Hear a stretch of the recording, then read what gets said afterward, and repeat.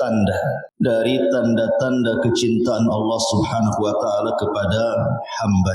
Kenapa saya ingin membahas masalah ini? Karena ada istilah para ulama, laisa sya'nu an tuhibbu walakinna sya'na an tuhabbu. Bukanlah sebuah perkara itu bagaimana Anda mencintai, tetapi bagaimana Anda bisa dicintai. Mencintai belum tentu dicintai. Makanya orang Arab sering mengatakan kullu yadda'in waslan bil laila wal laila lam tukir waslan bidzaka. Semua orang bisa mengaku cinta kepada Laila, tapi belum tentu Laila cinta dengan kita. Semua boleh mengatakan saya cinta kepada Allah, cinta kepada Rasulullah. Apakah Allah dan Rasulnya cinta kepada kita? Dan yang paling penting bukan bagaimana caranya kita mengklaim kita cinta kepada Allah, tapi bagaimana kita meraih kecintaan Allah kepada kita. Itu yang paling penting. Betapa banyak di antara kaum muslimin yang mengaku mencintai Rasul contoh, tapi mendatangkan dengan perkara-perkara yang tidak dicontohkan Rasul. Apakah kemudian Rasul cinta kepada kita kalau seandainya Rasul hadir hari ini? Belum tentu. Makanya pembahasan ini sangat penting karena pembahasan bicara tentang keselamatan kita di dunia wal akhirah. Ma'asyiral muslimin yang dimuliakan Allah Subhanahu wa taala. Kenapa kita harus mencintai Allah Subhanahu wa taala? Dan apa konsekuensinya ketika Allah cinta dengan kita? Kenapa kita harus mencintai Allah Subhanahu wa taala? Karena Allah yang telah menciptakan kita. Allah yang telah memberikan rizki kepada kita. Sudah wajar kita harus mencintai Allah. Kenapa kita harus mencintai Allah Subhanahu wa taala? Karena Allah Subhanahu wa taala menciptakan kita tidak dibiarkan begitu saja, tetapi diutus kepada kita seorang nabi dan rasul yang menyelamatkan kita di dunia sampai ke akhirat. Kenapa kita harus mencintai Allah Subhanahu wa taala? Karena Allah Subhanahu wa taala jadikan kita umat terbaik. Kuntum khaira ummah, kata Allah, kalian sebaik-baik umat. Ukhrijat linnas, yang dikeluarkan kepada manusia. Kenapa kita harus mencintai Allah Subhanahu wa taala? Karena Allah Subhanahu wa taala sudah menyediakan nikmat yang besar dengan amalan yang kecil. Anda bisa bayangkan, mungkin di antara kita ada yang usianya 50 tahun dia sudah meninggal, 60 tahun sudah meninggal, kemudian ditakdirkan menjadi penduduk surga. Dia kekal di sorga selama-lamanya dengan kenikmatan yang tidak pernah dilihat mata, didengar telinga, terlintas pun tidak. Itulah kenapa kita harus mencintai Allah Subhanahu wa taala. Kenapa kita harus mencintai Allah Subhanahu wa taala? Karena setiap malam, sepertiga malam akhir Allah itu turun, kemudian mengatakan kepada kita semuanya hambanya, man yad'uni fa astajibah, wa man yas'aluni fa u'tiyah, wa man yastaghfiruni fa aghfirlah. Siapa yang berdoa aku kabulkan, siapa yang meminta aku kasih, siapa yang beristighfar meminta ampun ku berikan ampunannya. Kira-kira ada raja dunia yang paling kaya menawarkan kekayaannya kepada manusia? Tidak ada, kecuali Malikul Mulk, Allah Subhanahu wa taala. Sudah pantas kita mencintai Allah Subhanahu wa taala. Kenapa Allah Subhanahu wa taala harus kita cintai? Sebab kalau Allah Subhanahu wa taala mencintai kita, apa yang terjadi? Nadahu Jibril. Allah akan panggil Jibril. Kemudian Allah katakan kepada Jibril, ya Jibril, inni uhibbu fulana. Jibril, aku suka dengan si fulan. Fahibbahu, kau harus cinta juga dengan dia. Maka kemudian Jibril menyeru seluruh malaikat yang ada di bumi, yang ada di langit, yang ada di arsy, yang jumlahnya tidak ada yang tahu kecuali Allah. Apa kata Jibril? Ya malaikat Allah, innallaha ahabba fulanan fa'ahibbuhu. Wahai malaikat-malaikat Allah, dimanapun kalian berada, Allah telah mencintai seorang hamba, maka kalian wajib cinta kepada dia. Maka semua malaikat mencintai orang ini. Kemudian Allah Subhanahu wa taala menanamkan kecintaan kepada seluruh makhluk yang ada di bumi kepada dia. Lalu apa manfaatnya? Kita dicintai oleh manusia. Di zaman Rasul ada jenazah yang sedang lewat kemudian dipuji karena kesolehannya. Rahimallah fulan, semoga Allah merahmati si fulan. Fulan rajulun saleh, si fulan orang yang saleh. Maka kemudian Rasul mengatakan wajabat lahul jannah. Maka jenazah yang dipuji manusia itu wajib masuk surga. Lalu apa faedahnya malaikat mencintai kita? Yang mencatat amalan kita itu malaikat. Yang mengangkat amalan kita ke langit sampai ke arsy Allah juga malaikat. Yang mencabut nyawa kita juga malaikat. Bayangkan kalau malaikat itu cinta kepada kita, apa yang terjadi? Tentu Allah Subhanahu wa taala akan memberikan taufik kepada kita. Disinilah wajibnya kita mencintai Allah Subhanahu wa taala. Sebab kalau Allah Subhanahu wa taala sudah mencintai kita ikhwan, maka Allah Subhanahu wa taala berikan kematian terbaik kepada kita. Sebagaimana Rasul mengatakan, innallaha idza ahabba 'abdan ista'malahu. Allah kalau suka dengan seorang hamba, maka Allah Subhanahu wa taala akan ista'malahu. Apa ista'malahu itu? Sahabat bertanya. Kata Nabi sallallahu alaihi wasallam, yuhayyi lahu khaira khawatimihi. Maka Allah Subhanahu wa taala akan sediakan kematian terbaik kepada dia. Allah akan sediakan kematian terbaik kepada dia. Kita tahu bahwa ketika saya, Anda atau siapapun lahir dari perut ibu kita, siapa yang menangis, siapa yang tertawa? Bayi itu menangis saat dilahirkan dan orang-orang di sekitarnya tertawa kan? Tapi lihat saat kematian, siapa yang menangis, siapa yang tertawa? Kalau yang meninggal ini seorang mukmin yang mencintai Allah dan dicintai Allah, dia tertawa sementara orang di sekitarnya menangis. Karena malaikat membisikkan di telinganya dan mengatakan, alla takhafu wa la tahzanu wa abshiru bil jannati allati kuntum tu'adun. Jangan takut, jangan sedih, Allah janjikan surga kepadamu. Maka malaikat mengatakan, ya ayyatuhan nafsul mutmainnah, irji'i ila rabbiki radiyatan mardiyah. Hei jiwa yang tenang, keluar. Engkau sudah ditunggu dengan keridhaan Allah Subhanahu wa taala. Maka ruh itu keluar dengan sangat tenang dan tidak susah payah. Berapa banyak orang-orang yang sakaratul maut berbulan-bulan tak mati-mati, tapi ruhnya seorang mukmin sekejap saja dia dicabut dan hanya merasakan keperitan sebentar, itu pun sebagai penggugur dosa terakhir dia. Kemudian masuk ke alam kubur, kemudian ditampakkan di sebelah kirinya neraka. Dia pun ketakutan, tapi malaikat mengatakan itu bukan tempatmu. Kemudian Allah Subhanahu wa taala tampakkan di sebelah kanan sorga. Kemudian dia pun mengatakan, ya Rabb aqimis saah, ya Rabb tegakkan kiamat supaya aku bisa masuk ke istanaku dan berjumpa dengan keluargaku. Tapi Allah Subhanahu wa taala katakan belum waktunya. Kiamat masih panjang. Nam naumatal arush. Sebaiknya kau tertidurlah sebagaimana tidurnya pengantin baru. Kemudian dia tidur dengan nyenyak, tiba-tiba kiamat sudah dibangkitkan. Begitulah orang-orang yang mencintai Allah dan dicintai Allah Subhanahu wa taala. Namun apa tandanya? Apa tanda-tandanya bahwa Allah Subhanahu wa taala mencintai seorang hamba? Mencintai kita semua, apa tandanya? Saya akan sebutkan secara ringkas 20 tanda Allah Subhanahu wa taala mencintai kita sebagai hamba. Yang pertama, tadi saya sudah katakan bahwa apabila Allah Subhanahu wa taala mencintai kita, maka Allah Subhanahu wa taala akan tanamkan kepada seluruh manusia, bahkan bukan manusia, semua malaikat cinta kepada kita. Allah yang tanamkan itu. Malaikat cinta dengan kita, dan semua hamba Allah yang ada di bumi suka dengan kita. Dan itu disebutkan pada hadis yang sudah saya katakan tadi, hadis tentang apabila Allah mencintai seorang hamba, maka Allah panggil Jibril dan mengatakan, ya Jibril, aku suka dengan si fulan, kau harus suka juga dengan dia. Maka Jibril kemudian mengatakan kepada seluruh malaikat, Allah mencintai si fulan, kalian semua harus cinta kepada si fulan.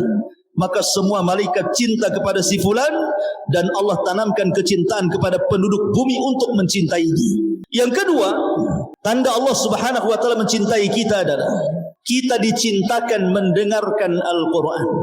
Kita dicintakan mendengarkan Al-Quran.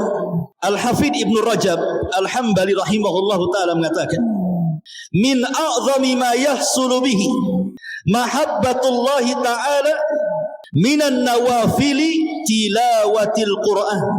Seagung-agungnya seseorang hamba mendapatkan kecintaan kepada Allah Subhanahu wa taala dari perkara-perkara sunnah adalah ketika dia suka membaca Al-Quran dan mendengarkan Al-Quran. Terkadang orang membaca Al-Quran pada waktu-waktu tertentu mungkin kurang berasa, tapi ketika mendengarkan Al-Quran dengan suara yang baik, yang indah, penuh dengan tajwid, tahsin dan juga baiknya makharijul huruf, ternyata baru terasa ke hati.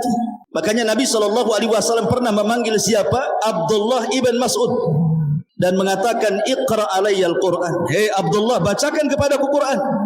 Kata Abdullah ibn Mas'ud radhiyallahu anhu mengatakan, Rasul, Quran ini turun kepadamu, macam mana aku akan membaca Quran untukmu?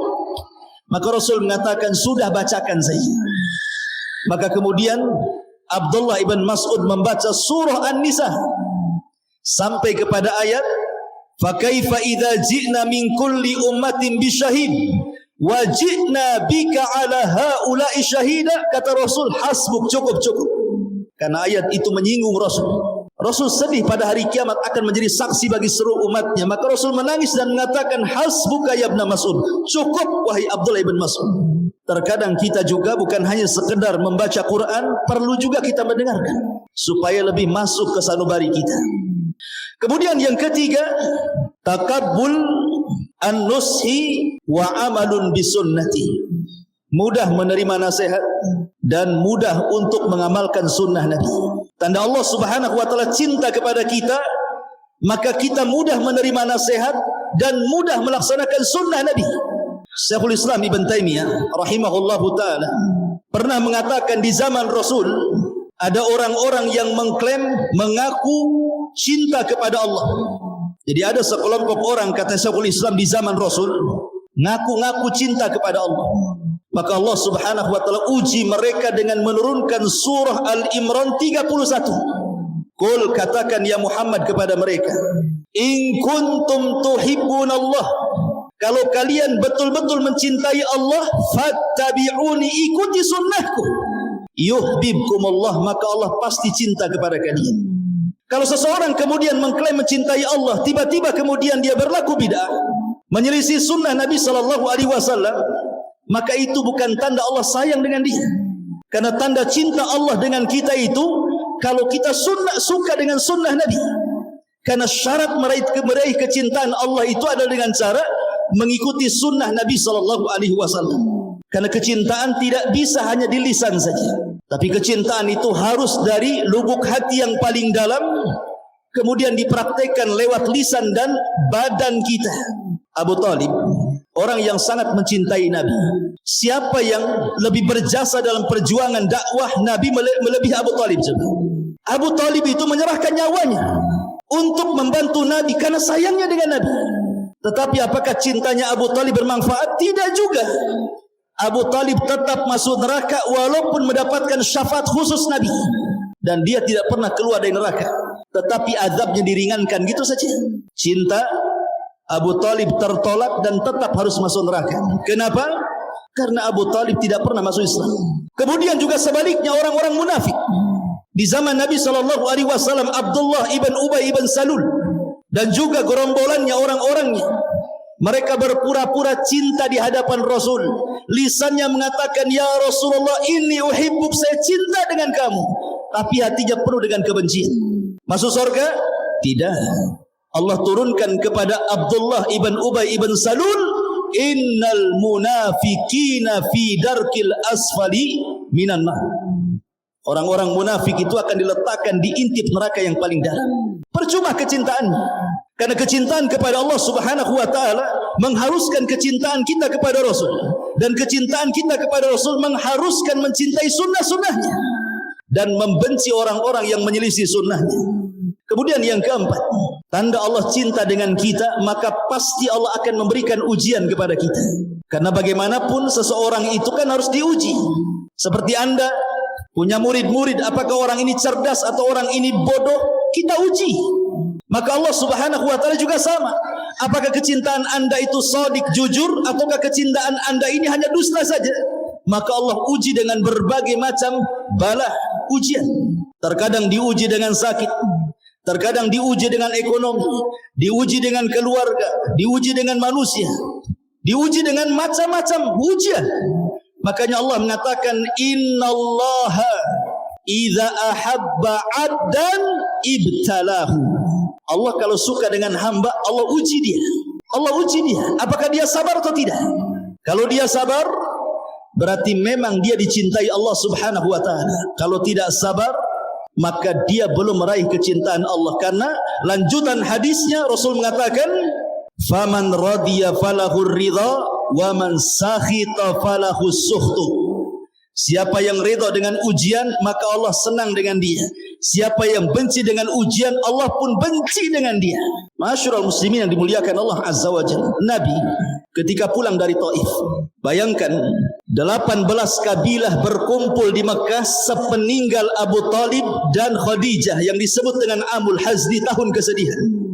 Rasul diancam, berani kau berdakwah terang-terangan, kami bunuh. Akhirnya Nabi SAW terpaksa harus hijrah ke Taif, mencari lahan baru untuk berdakwah. Sampai di Taif, rupanya orang Taif lebih ganas dibandingkan orang Mekah. Baru sampai sudah dilempari batu, diusir.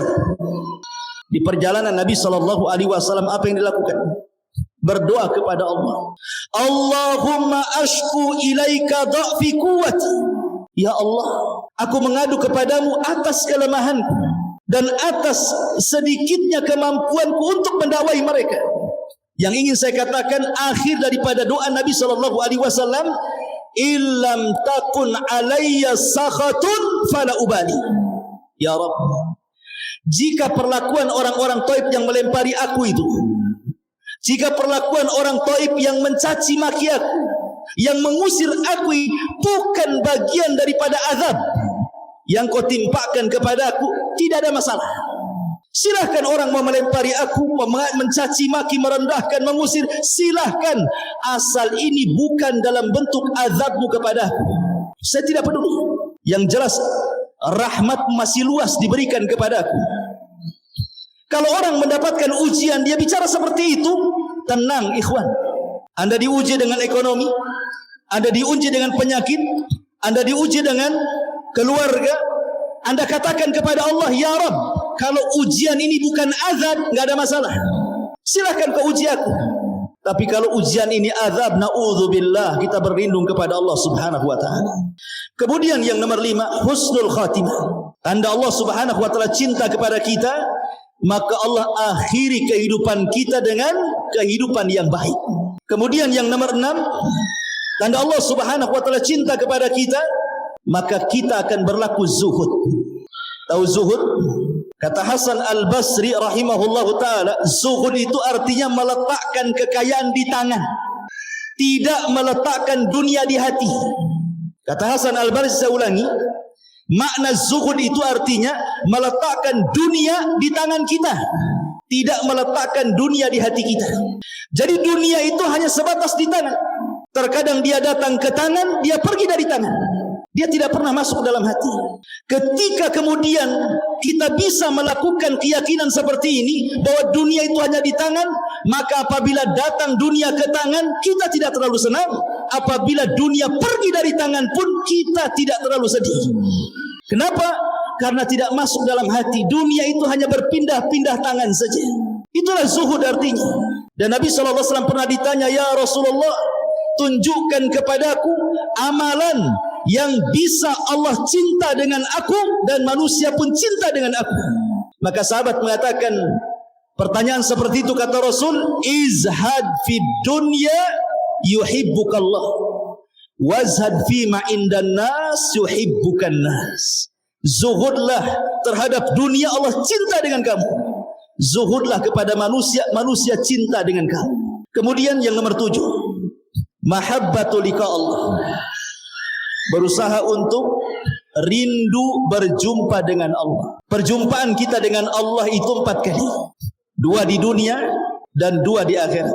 Ingat, perjumpaan kita dengan Allah itu 4 kali. 2 di dunia dan 2 di akhirat. 1 saat Anda solat. Ketika kita solat itu kita sedang berjumpa dengan Allah. Mana dalilnya?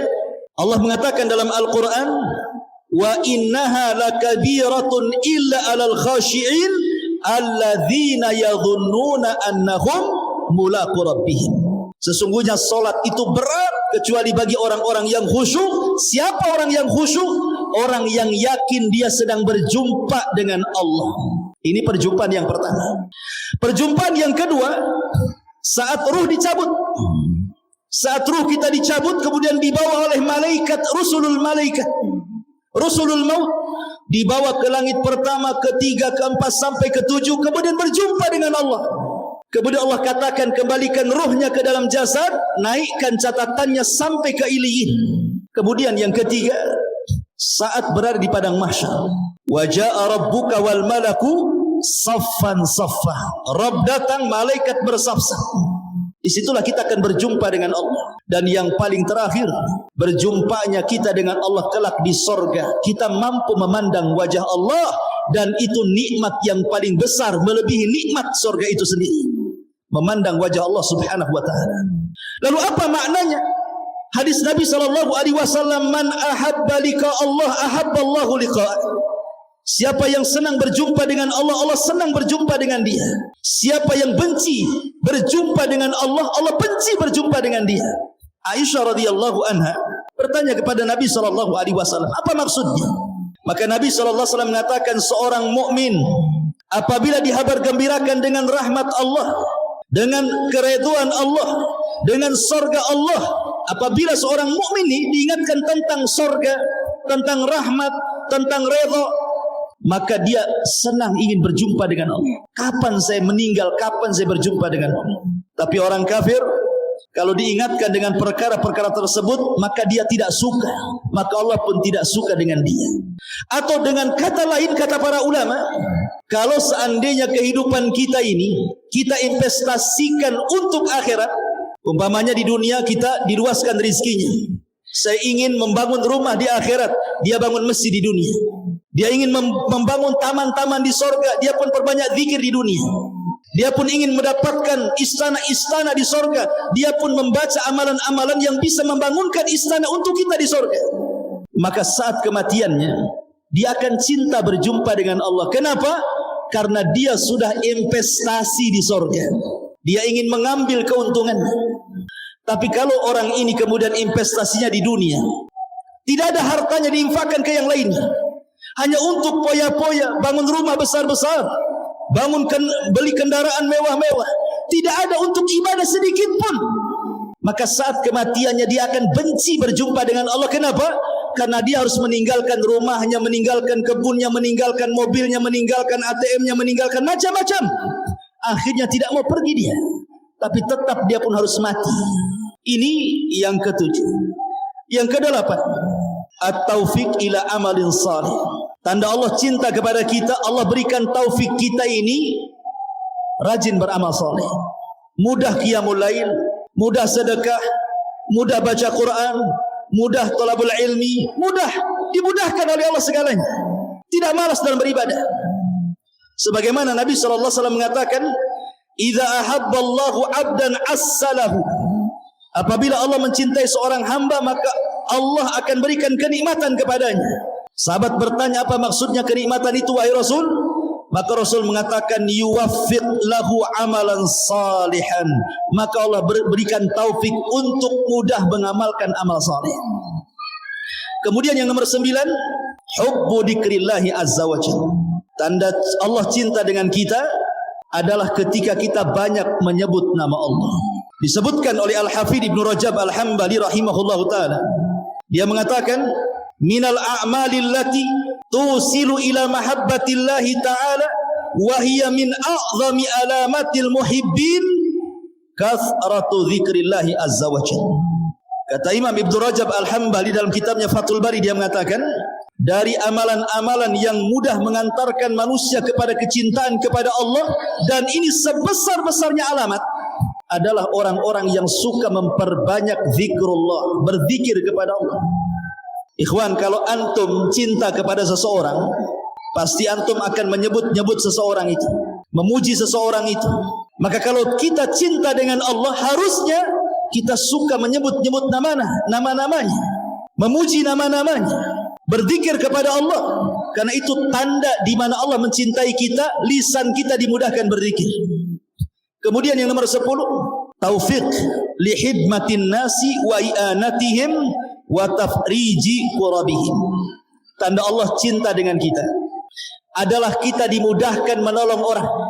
Mudah kita nolong orang, itu mudah sekali. Harta yang kita berikan kepada orang tidak pernah ada kebakhilan dalam hatinya. Senang dia membantu orang, membantu fuqara, membantu fakir miskin, membantu anak yatim, membantu orang yang kesulitan, mudah bagi dia. Tidak ada kepelitan dalam hartanya. Nabi SAW pernah mengatakan, Rasul pernah ditanya oleh seorang sahabat, "Ya Rasulullah, ayyun nas ahabba ilallah?" Rasul, manusia yang paling dicintai Allah itu seperti apa? Maka Rasul mengatakan, ahabbun nas ilallahi anfa'uhum linnas. Manusia yang paling dicintai Allah adalah manusia yang paling banyak bermanfaat kepada manusia. Coba anak-anak itu bisa ditenangkan ini. Baik. Jadi kemudian lanjut hadis yang Nabi mengatakan, wa ahabbul a'mal ilallah sururun tudkhiluhu ala muslim. Dan amalan yang paling dicintai Allah adalah Anda memasukkan kebahagiaan kepada hati seorang mukmin. Ikhwan, ibadah yang paling afdal itu disebutkan para ulama adalah jabrul qulub. Antum tahu jabrul qulub? Jabrul qulub itu artinya menutup kesedihan orang. Dan yang paling afdal adalah menutup kesedihan orang tua. Yang paling utama sebelum menutup kesedihan orang lain, tutup kesedihan orang tua. Kisah Nabi Yusuf alaihi salatu wassalam. Ketika Yusuf alaihi salatu wassalam memboyong ayahandanya, saudara-saudaranya yang sudah pernah menyakitinya, memasukkan dia ke sumur, kemana? Ke Mesir. Kemudian Yusuf menceritakan kepada bapaknya kenapa dia sampai di Mesir. Yusuf hanya mengatakan bahwa penjaralah yang menjadikan aku seperti ini. Coba bayangkan, penjaralah yang menjadikan aku seperti ini. Yusuf tidak menceritakan kejahatan saudaranya, tidak mengatakan, wahai ayahku, orang ini loh saudara-saudaraku yang masukkan aku ke sumur, akhirnya aku dibawa pedagang. Enggak, Yusuf tidak pernah menceritakan. Padahal Yusuf manusia juga kan begitu. Yusuf hanya menceritakan soal penjara. Ini menunjukkan apa? Dia jaga hati bapaknya. Itulah namanya jabrul qulub namanya. Terkadang kita ini tidak pandai untuk menutup jabrul qulub, hati orang lain itu. Anda bayangkan ikhwan, ada manusia ini sudah sibuk dengan keluarganya, sudah sibuk dengan kerjaannya, sudah sibuk dengan anak-anaknya, sudah sibuk dengan urusan dia. Tiba-tiba kita datang menyakiti dengan lisan kita. Kita tiba-tiba datang menyakiti hati dia. Makin sibuk lagi dengan kata-kata kita, kan begitu.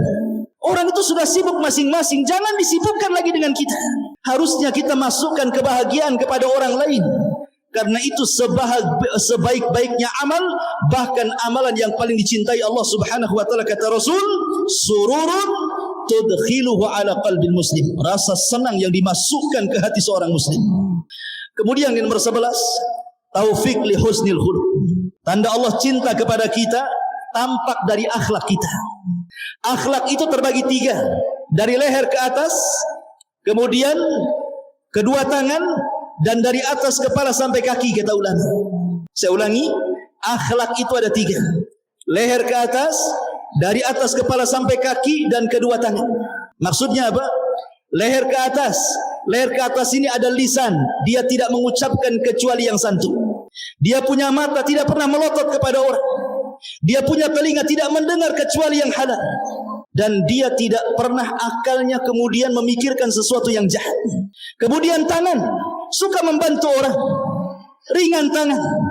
Kemudian dari atas kepala sampai kaki, kalau dia bicara dengan orang, dia tidak menghadap tempat lain. Dia hadapkan kepada orang yang diajak bicara, walaupun dia lebih rendah daripada kita. Itu akhlak, kata ulama. Kalau kita bisa melakukan 3 hal ini, maka Anda berakhlak. Dan akhlak itu tanda Allah cinta dengan kita. Kemudian yang nomor 12, taufik ila fi'lil faraid wan nawafil. Tanda Allah cinta kepada kita, kita suka melaksanakan yang wajib dan tidak berhenti dari yang sunnah. Dalam hadis qudsi, Allah Subhanahu wa taala berfirman, "Man 'adali waliyan faqad adzantu bil harb." Siapa yang memusuhi waliku, maka dia telah mengumumkan perang denganku, kata Allah. Kemudian kata Allah dalam hadis qudsinya, "Wa ma taqarraba 'abdi bi syai'in ahabbu ilayya mimma aftaradtuhu alaihi wa ma yazalu 'abdi yataqarrabu bin nawafil hatta uhibbahu fa idza ahbabtuhu kuntu sam'ahu alladhi yasma'u bihi wa basarahu alladhi yabsiru bihi wa yadahu allati yabtishu biha wa rijlahu allati yamshi biha wala in sa'alani la utiyannah wala in ista'adzani lau idzanna." Apa artinya? Allah mengatakan, tidaklah seorang hamba melakukan sesuatu yang paling aku cintai melebihi melaksanakan yang wajib. Dan apabila hamba ini menambah dengan yang sunnah dan tidak berhenti, karena bahasanya yataqarrab fi'lul mudhari. Fi'il mudhari itu maknanya hal wal mustaqbal. Artinya terus menerus melaksanakan sunnah, rawatibnya, duhanya, qiyamul lailnya, puasa Seninnya, Daudnya, dan begitu seterusnya. Sampai lama-lama aku suka dengan dia, kata Allah. Dan kalau aku suka dengan dia, aku yang akan jadi pendengarannya, jadi penglihatannya, jadi tangannya, jadi kakinya. Kalau dia minta ku kasih, kalau dia minta perlindungan, pasti ku lindungi. Luar biasa. Itu tanda cinta Allah kepada kita. Kemudian yang nomor 13, hubbul mu'min lillah. Tanda cinta Allah kepada kita, kalau kita mencintai saudara kita, tidak mencintai kecuali karena Allah, dan tidak membenci kecuali karena Allah. Nabi SAW pernah mengatakan, dahulu ada seseorang yang pergi berziarah kepada saudaranya yang jauh nun di sana, saudaranya itu tempatnya jauh sekali. Kemudian Allah utus malaikat untuk mengikuti orang ini. Kemana orang ini pergi?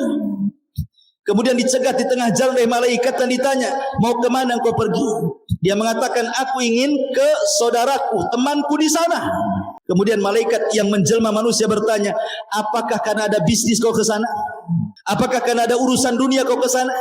Apakah karena ada urusan lain kau ke sana? Orang ini mengatakan, tidak, aku ke sana lillah, karena Allah ingin ziarah kepada dia saja. Maka apa kata malaikat? Malaikat mengatakan, demi Allah, maka Allah Subhanahu wa taala akan mengirim 70.000 malaikat bersama dia. Kemudian karena dia mengatakan, aku menziarahi dia karena cinta kepadanya, maka saksikanlah Allah cinta dengan kamu. Subhanallah, hadis ini keluarkan Imam Muslim. Jadi tanda Allah cinta dengan kita, artinya kita dicintakan dengan saudara kita karena Allah, bukan karena urusan dunia. Yang nomor 14, kita dijauhkan dari fitnah dunia. Ya, sebagaimana saya katakan, zuhud itu tidak harus miskin. Orang kaya pun bisa zuhud. Tetapi dunia yang sampai kepada dia tidak memfitnah dia. Anda tahu ceritanya Imam Ahmad? Imam Ahmad itu ditekan dan disiksa oleh 3 penguasa. Pertama, Khalifah Ma'mun. Ketika itu Imam Ahmad diminta untuk berjumpa dengan Khalifah Ma'mun untuk disiksa. Tapi Imam Ahmad berdoa, ya Allah, jangan pertemukan wajahku dengan Ma'mun. Akhirnya belum berjumpa, Ma'mun meninggal. Kena doanya Imam Ahmad, doa yang dizalimi, mustajab. Kemudian Khalifah Ma'mun berwasiat kepada keponakannya Al-Wathiq, jangan tinggalkan akidah Mu'tazilah. Akhirnya Wathiq pun tetap menyiksa Mu'tasim dulu. Khalifah Mu'tasim pun tetap kemudian mengambil pandangan Mu'tazilah dan menyiksa para ulama. Sampai 4 ulama besar meninggal di penjara. Muhammad ibn Nuh meninggal di penjara. Nu'aim ibn Hamad meninggal di penjara. Al-Buwaiti meninggal di penjara. Kemudian An-Nasr Al-Khuzai meninggal di penjara. Kecuali Imam Ahmad selamat. Dia tidak meninggal di penjara. Ketika Mu'tasim meninggal, ganti dengan Wathiq.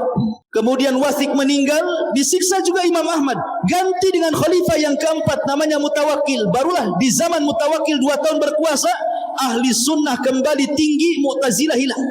Sehingga Imam Mutawakkil ingin menghormati Imam Ahmad. Dikasih uang banyak-banyak, hadiah banyak-banyak, sebagai imbalan dan sebagai penebusan dosa para penguasa sebelumnya. Kasih uang banyak. Tapi Imam Ahmad menolaknya. Dikembalikan kepada penguasa. Kenapa kata Imam Ahmad, hadiah ini lebih jahat fitnahnya dibandingkan aku masuk penjara, kata. Itulah Imam Ahmad. Tetapi bukan berarti kemudian zuhud dan wara itu diartikan kita harus menjauh dari dunia, tidak. Sufyan Ats-Tsauri itu orang kaya. Sufyan Ats-Tsauri itu orang kaya raya, ulama kaya raya, dan dia percontohan orang zuhud. Dikatakan kepada Sufyan Ats-Tsauri, wahai Sufyan, engkau kan imamnya para orang-orang zuhud, kenapa kau kaya kali, katanya. Apa jawaban Sufyan Ats-Tsauri? Ya likai la atamandalu alal muluk, katanya. Kenapa saya harus kaya, kata Sufyan Ats-Tsauri? Biar aku tidak menjilat penguasa, biar tidak aku mencari keuntungan di penguasa, sehingga lisanku terkunci untuk menyampaikan kebenaran. Kalau aku kaya, aku bisa bicara sesukaku, kata Sufyan Ats-Tsauri. Jadi zuhud tidak mesti miskin, kaya pun boleh zuhud. Yang penting letakkan kekayaan di tangan, jangan dimasukkan ke dalam hati. Itu kuncinya saja. Kembali bahwa tanda Allah cinta dengan kita ketika kita dijauhkan dari fitnah dunia. Kemudian yang nomor 14, tanda cinta Allah kepada kita, maka kita diilhamkan untuk mudah taubat, untuk mudah istighfar, dan tidak terus-menerus melakukan dosa, sebagaimana perkataan Syekhul Islam Ibn Taimiyah rahimahullah taala, idza ahabballahu 'abdan alhamahu at-taubata wal istighfar wa lam yusiru ala dhunub. Kata Ibnu Taimiyah, apabila Allah cinta dengan seorang hamba, Allah ilhamkan taubat, istighfar, dan dia tidak menerus dalam dosa.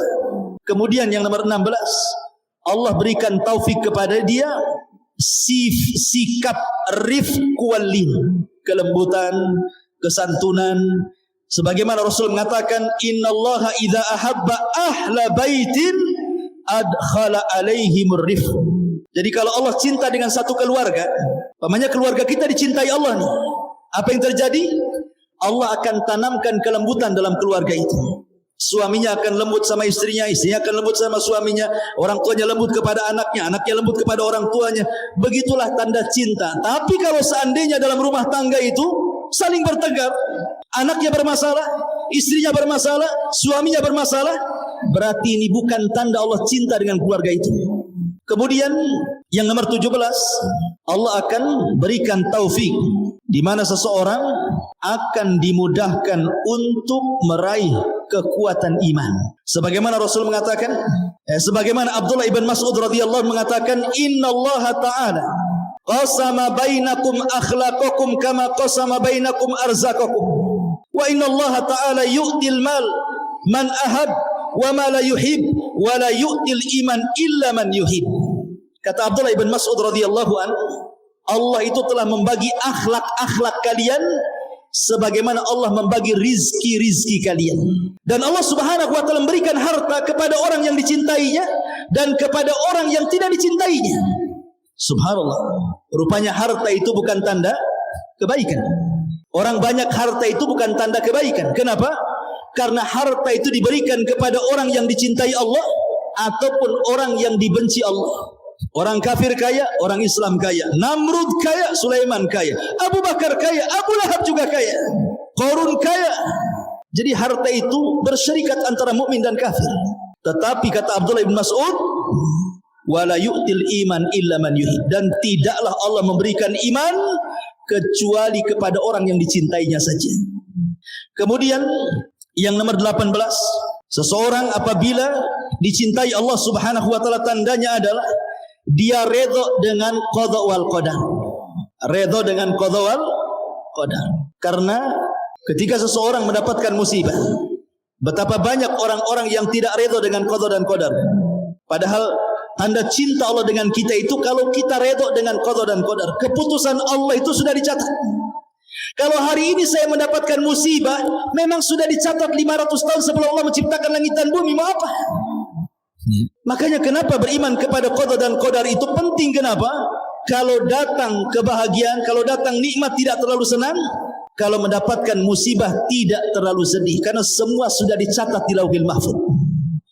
Kemudian yang nomor 19, tanda cinta Allah kepada kita adalah tana'um bitta'ah, merasa lezat saat mengerjakan ketaatan.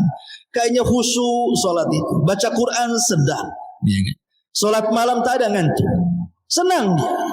Kalau orang disenangkan untuk beribadah, berarti tanda Allah cinta dengan dia. Dan yang terakhir, tanda Allah subhanahu wa ta'ala cinta dengan kita. Allah permudah semua proses dia.